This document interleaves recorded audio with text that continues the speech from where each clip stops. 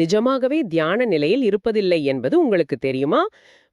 கண்களை மூடிக்கொண்டு அமைதியாக அமர்ந்திருப்பதாக நீங்கள் நினைத்தாலும் தூக்கம் வராமல் படுக்கையில் புரள்வது போல உங்கள் மூளை வெறும் பீட்டா நிலையில்தான் சிக்கிக்கொள்ளும். ஆமா, அது பலருக்கும் தெரிவதில்லை. அவர்கள் தியானம் செய்வதாக நினைத்துக்கொண்டு வெறும் சிந்தனைகளோடு போராடிக் கொண்டிருப்பார்கள்.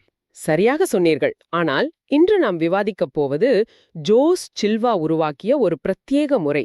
வெறும் 90 வினாடிகளில் உங்கள் மூளையை ஆழமான ஆல்பா நிலைக்கு கொண்டு செல்லும் ரகசியம் இது. இது சும்மா கண்களை மூடி அமர்ந்திருக்கும் தியானம் இல்லை. இது மூளைக்கு நாம் நேரடியாக கொடுக்கும் ஒரு கமாண்ட் என்று சொல்லலாம். கண்டிப்பா. நிறைய பேர் என்ன நினைக்கிறாங்கன்னா, கண்களை மூடியவுடன் கிடைக்கும் ஒரு லேசான அமைதியே தியானம் என்று. அந்த லேசான அமைதி பீட்டா நிலைதான். நாம் விழித்திருந்து வேலை செய்யவும் வேகமாக கவனம் செலுத்தி செயல்படவும் அந்த 14 முதல் 30 ஹெர்ட்ஸ் கொண்ட பீட்டா அலைவரிசை மிகவும் அவசியம். ஓ, அப்போ பீட்டா நிலை தவறானது இல்லை. நமது அன்றாட வேலைகளுக்கு அது கட்டாயம் தேவைப்படுகிறதா? உண்மைதான், அது தேவை. ஆனால் ஆழமான கற்றலுக்கும் படைப்பாற்றலுக்கும் மூளை 8 முதல் 12 ஹெர்ட்ஸ் கொண்ட ஆல்பா நிலைக்கு மாற வேண்டும். இதுல ரொம்ப ஆச்சரியமான விஷயம் என்னவென்றால், இது ஏதோ தத்துவம் இல்லை, இது முழுமையான பயாலஜி, அதாவது உயிரியல். பயாலஜியா? எப்படி என்று கொஞ்சம் விளக்க முடியுமா? நிச்சயமாக. உங்கள் மூளையில் இருக்கும் தாலமஸ் என்ற பகுதியை அமைதிப்படுத்த வேகஸ் நரம்பை நாம் மூச்சின் மூலம் தூண்ட வேண்டும். இந்த வேகஸ் நரம்பு மூளையிலிருந்து வயிறு வரை செல்லும் ஒரு நீண்ட கேபிள் போன்றது. ஒரு நிமிஷம் இருங்கள். மூச்சு விடுவதால் எப்படி மூளையின் ஒரு பகுதி அமைதியாகும்? அதாவது வேகமாக போகும் காரின் ஆக்சிலரேட்டரை விடுவதை விட பிரேக்கை 2 மடங்கு அதிகமாக மிதித்து அமைதிப்படுத்துவது போலவா? சரியாக பிடித்து விட்டீர்கள்.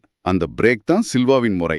இப்போ நீங்க சாதாரணமாக மூச்சு விடுவதற்கும் இந்த பயிற்சிக்கும் ஒரு பெரிய வித்தியாசம் இருக்கு. நீங்க உள்ளிழுக்கும் காற்றை விட அதிக நேரம் மூச்சை வெளியே விடும்பொழுது உங்கள் இதய துடிப்பு இயல்பாகவே குறையும். அது எப்படி வேலை செய்கிறது? மூளைக்கு எப்படி சிக்னல் போகும்? இந்த நீண்ட மூச்சு வெளியீடு அந்த வேகஸ் நரம்பு வழியாக எல்லாம் பாதுகாப்பாக இருக்கிறது, எந்த ஆபத்தும் இல்லை என்ற சிக்னலை மூளைக்கு அனுப்பும். இந்த சிக்னல் கிடைத்த உடனேதான் தாலமஸ் தன் வேகத்தை குறைத்து மூளையை ஆல்பா நிலைக்கு மாற்றுகிறது. அற்புதம்! இதற்காகத்தான் அந்த 4-4-8 என்ற மூச்சு பயிற்சியை அவர் பரிந்துரைக்கிறாரா? ஆமாம், அதேதான். அதாவது 4 வினாடிகள் மூச்சை உள்ளிழுக்க வேண்டும், 4 வினாடிகள் மூச்சை அப்படியே நிறுத்தி வைக்க வேண்டும், பிறகு 8 வினாடிகள் மிக மெதுவாக மூச்சை வெளியிட வேண்டும். அப்போ அந்த விகிதம் 1:2 என்று வருகிறது இல்லையா? சரியாக சொன்னீர்கள். அந்த நீண்ட வெளியீடுதான் நரம்பு மண்டலத்தை அமைதிப்படுத்துகிறது.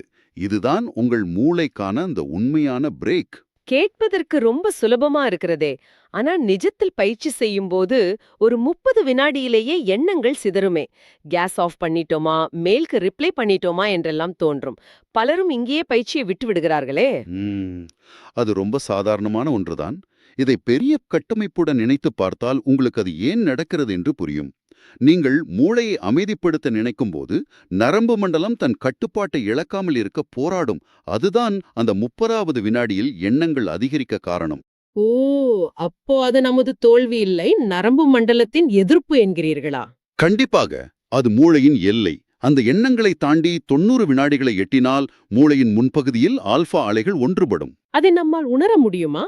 நிச்சயமாக உணரலாம். நெற்றியில் ஒரு மெல்லிய கணத்தையும் மூடிய கண்களுக்கு பின்னால் இருள் சற்றே அடர்வதையும் நீங்கள் நேரடியாக உணர முடியும். இது மூளைக்கான பயாலஜிக்கல் சிக்னல். சரி. இதற்கெல்லாம் என்ன அர்த்தம்? 90 வினாடிகளில் இந்த நிலையை அடைந்துவிட்டோம். இதை எப்படி நீங்கள் ஒரு நிரந்தர பழக்கமாக்குவது?